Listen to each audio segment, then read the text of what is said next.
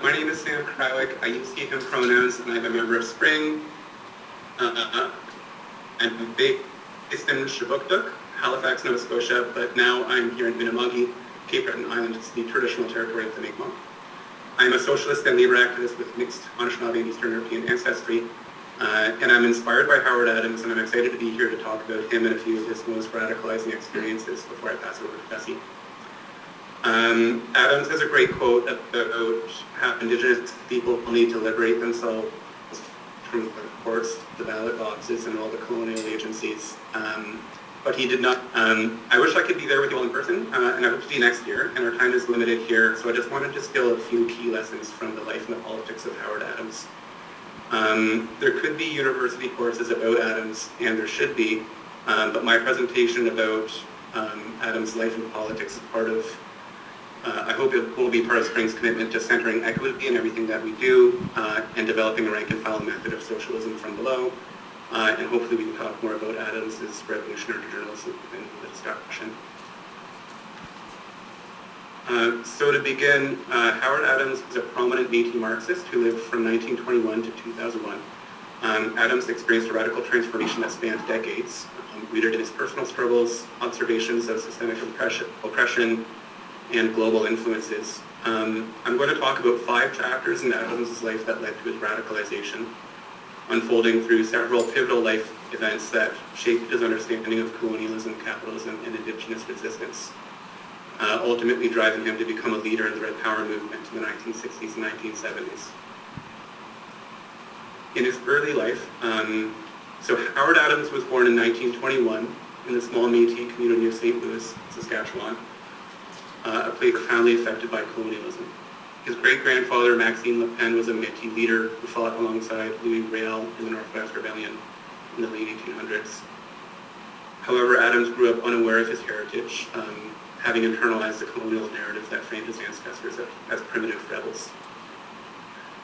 The systemic oppression that shaped Adams' early life was characterized by a deep sense of inferiority among Métis people, imposed by the Canadian government and the white population in his community. His family, like many others, lived in poverty, displaced from their lands by Canada's scrip policy that forced Métis families to sell their land under economic pressure. Adams' school living was a central vehicle of his colonization, and he later reflected that the education system systematically stripped him of his Indigenous identity, teaching him to see himself and his community through the lens of colonial history. The books in school depicted his ancestors as savage and uncivilized, deepening internalized oppression. And it was in St. Louis that Adams also had early experiences of racism as a Métis worker. Growing up, he writes that he worked in menial, low-paying jobs and noted that Métis workers were generally the last hired and the first fired, and that were consistently paid less than their white counterparts. By the time Adams left St. Louis, he had fully absorbed the belief that to succeed in mainstream society, he needed to reject his Métis heritage. And this led him to sever ties with his community and his family, aspiring to assimilate into white society. In 1940, Adams joined the Royal Canadian Police, the RCMP, seeing it as a pathway to upward mobility and acceptance within Canadian society. The uniform, he believed, would make him equal to his white counterparts and eliminate the racial hierarchy that had oppressed him throughout his youth. However, his time at the RCMP only deepened his disillusionment with the colonial system. He soon realized that the police force served as a passive arm of the state, enforcing colonial control over Indigenous and Métis people, rather than providing justice or equality. The next major turning point in Adams' radicalization came during the 1940s and 50s when he encountered socialist ideas through the Cooperative Commonwealth Federation, the CF, or became the NDP. Adams was stationed in Saskatchewan, where the office in 1944 marked the first party took power in North America. Adams was inspired by the CCF's calls for public ownership of industries and universal health care, aimed at addressing widespread poverty and inequality he witnessed growing up. And this exposure to socialist politics led him to leave the RCMP and pursue further education. In the 1950s, Adams moved to Vancouver to study at the University of British Columbia, where he encountered Marxist theory and student activists. His political consciousness was then further intensified by the death of his mother, which he realized was a direct result of the oppressive conditions she faced as a Métis woman in Canada. She died of tuberculosis when she was only 52 years old, and for a long time, and still, First Nations, Inuit, and Métis people have been disproportionately affected by serious and deadly cases of tuberculosis compared to the general population. The death of his mother marked a profound shift in his understanding of colonialism. And Adams' own words, quote, "To me, death at 52 meant a violent death. My mother had died at 52 because she was half-breed oppressed by Canadian colonialism. Every day this cultural genocide is killing people and destroying love, and I felt I had an obligation to work towards the destruction of such a system." End quote. So Adams' mother's death became a deeply personal moment of awakening for him, highlighting the toll that colonialism took on Indigenous lives and fueling his drive for radical change. Later, one of the most transformative influences on Adams during his time at Berkeley was the Black Power movement, particularly the ideas of Malcolm X. Hearing Malcolm X speak about Black nationalism and the rejection of internalized racism resonated deeply with Adams. And Malcolm's call for Black pride inspired Adams to take pride in his Indigenous heritage. For the first time, Adams began to reject the feelings of inferiority he had carried since childhood. And Adams saw parallels between Black struggle in the United States and the Métis and Indigenous struggle in Canada. Upon his return to Canada from Berkeley in 1966, Adams became a leader in the Red Power movement, which sought to challenge the systemic racism and colonial oppression faced by Indigenous peoples in Canada. Adams founded the Saskatchewan Native Action Committee, SNAC, and became president of the Métis Society of Saskatchewan, organizing mass protests, occupations, and educational campaigns promoting Indigenous self-determination. During that time, Howard Adams co-founded a periodical or newsletter called Newbreed.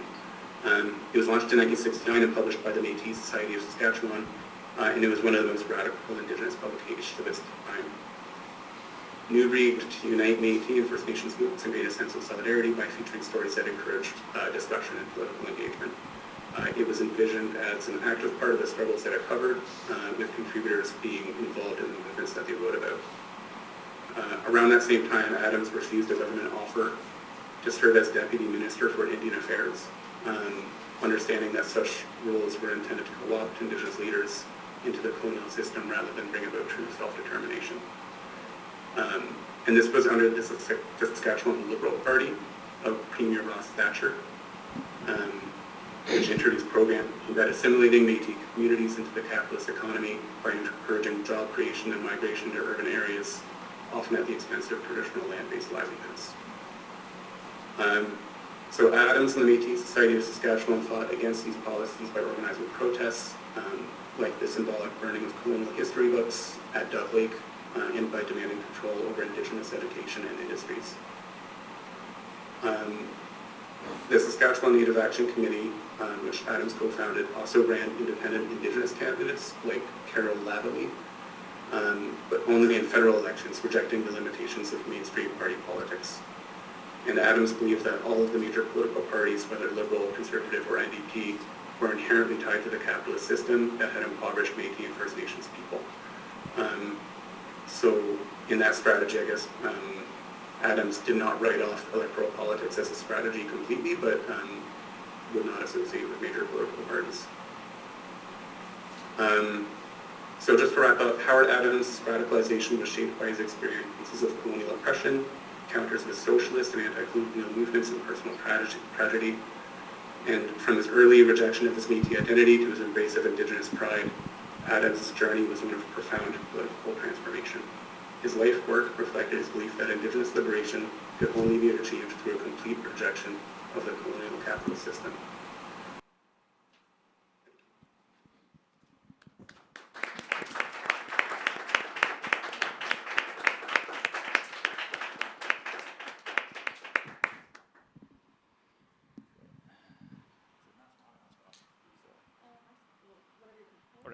Can people hear me with the mask?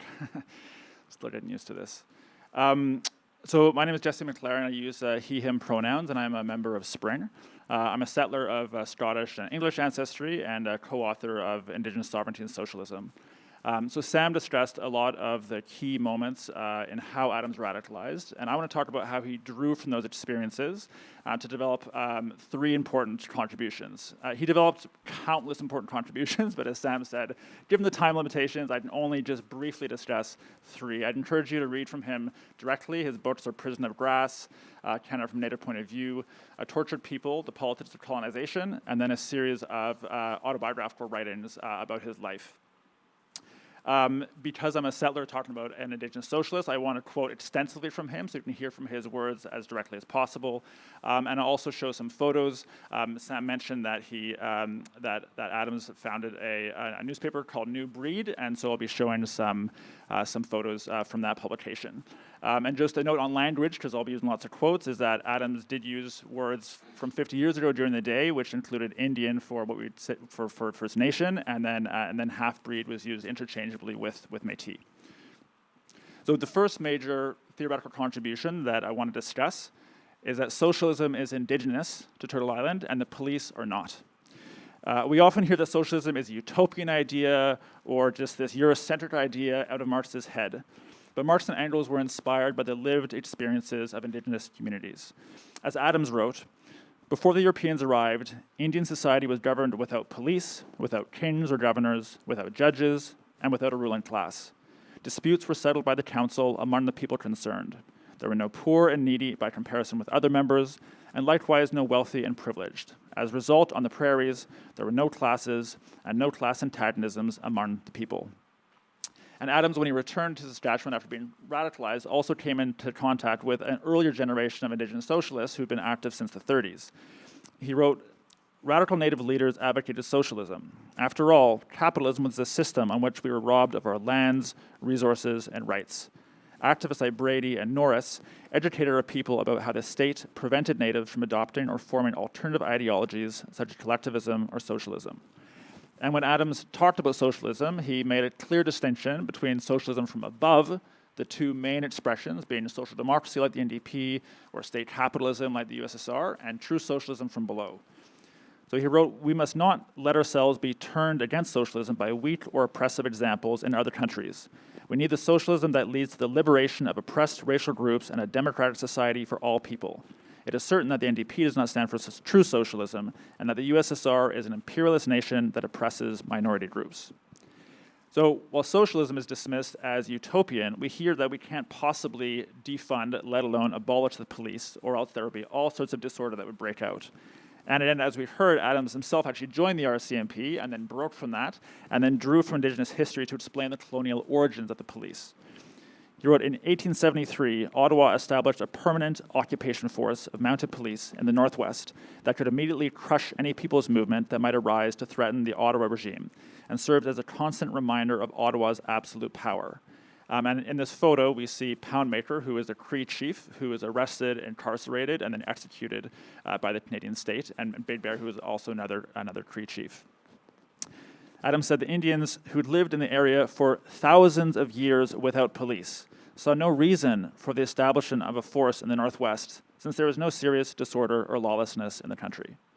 So he made it clear that police and racial capitalism were imposed from outside, which brings us to Adams' second major contribution I want to discuss, which is the economic roots of colonialism and racism.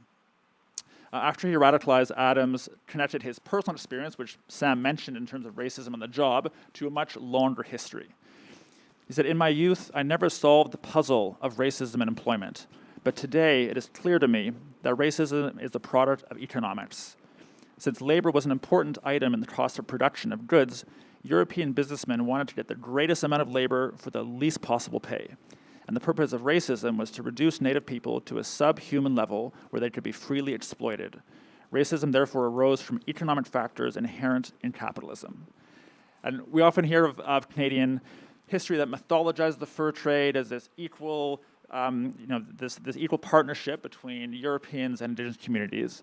But Adams documented the constant colonial violence that accompanied the fur trade and how the exploitation of land was connected to the exploitation of labor.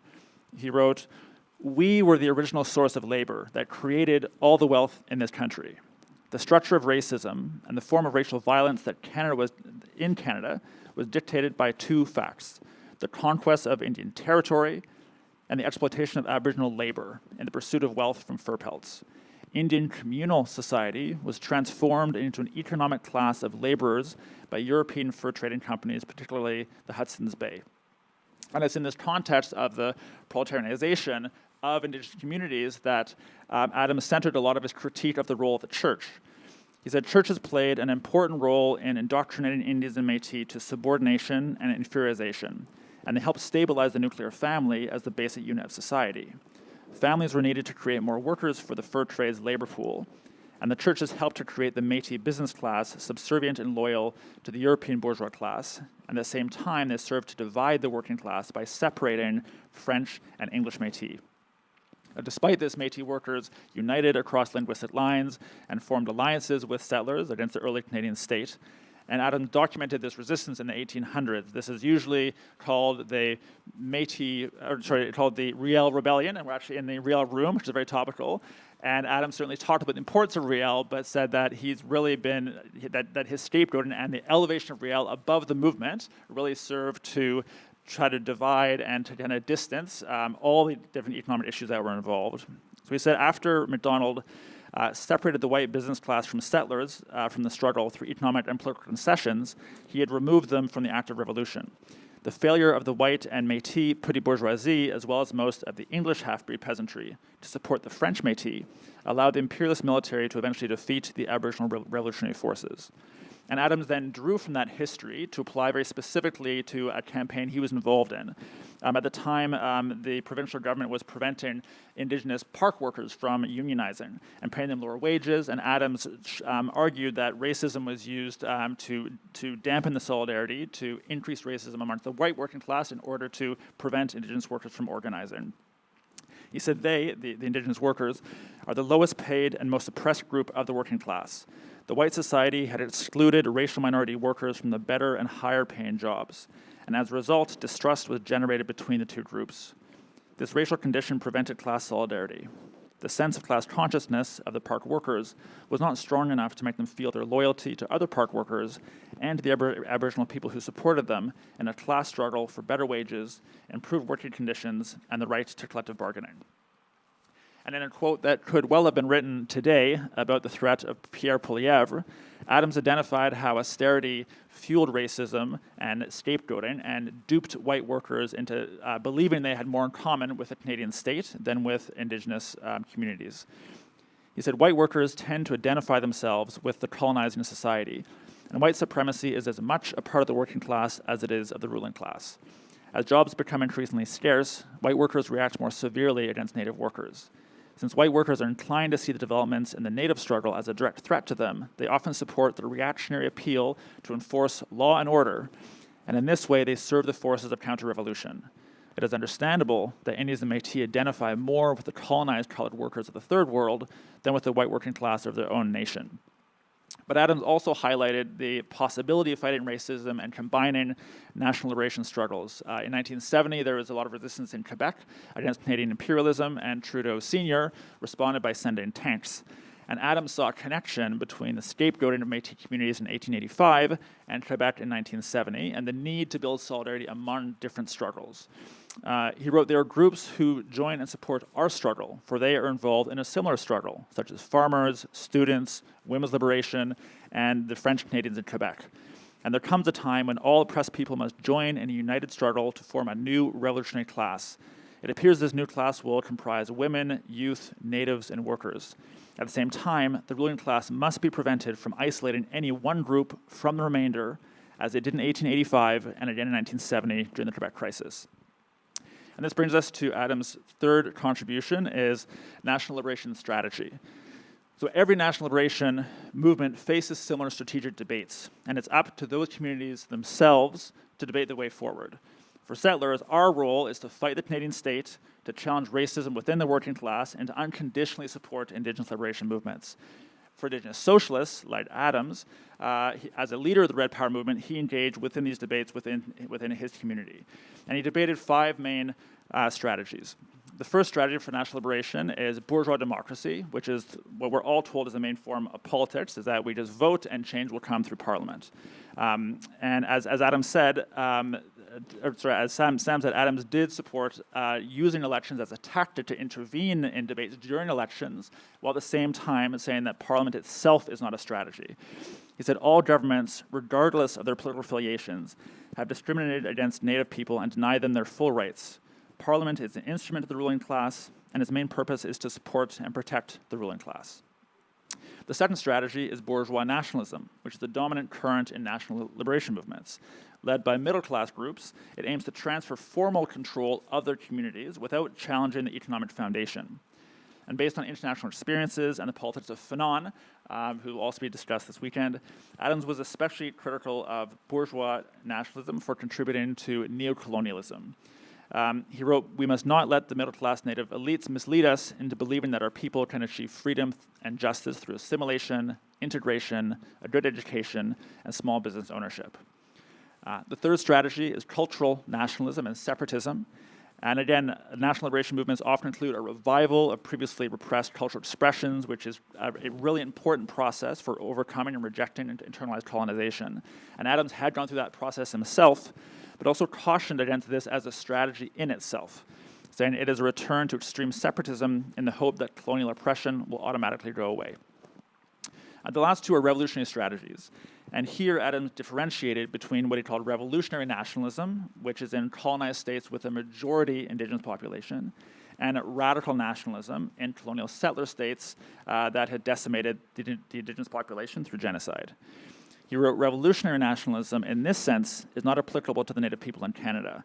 They're simply not numerous enough to be able to overthrow the government of the country and recapture the entire land according to their justified claims, nor are they powerful enough to form a separate state within the Dominion. Their nationalism is therefore best defined as radical nationalism. Their goals are economic, social, and cultural autonomy, and complete control over all affairs concerning the Natives as a nation, beginning with complete local control of Indian reserves, Métis communities, and Native urban ghettos." So based on his understanding of Canadian history and his experiences as an organizer, Adams' strategy for national liberation involved, first, building local Indigenous struggles from which revolutionary consciousness can arise. He wrote, "One of the greatest tasks is to organize around local grievances in order to improve the people's circumstances and educate them politically at the same time. All struggles must be about specific local issues that people feel are significant to them. Each struggle must relate to the people's daily experience. The revolution has to be brought about by the masses through the unique struggles that embody their politics and culture.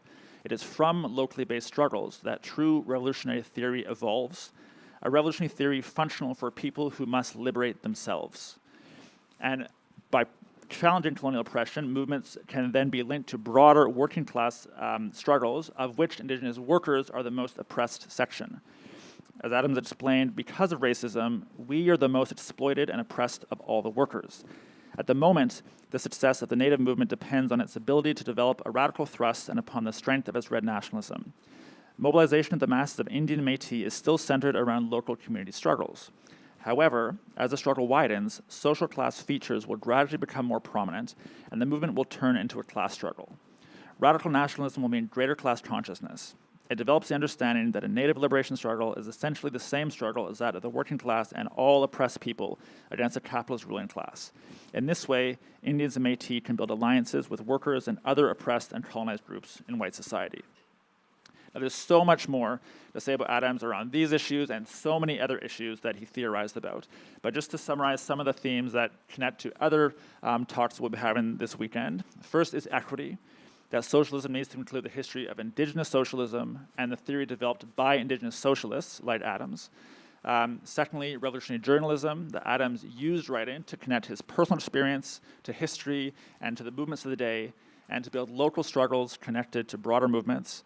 And finally, socialism from below, that this is based on self-emancipation, and it will take mass united movements to win liberation from colonialism and capitalism. Thanks.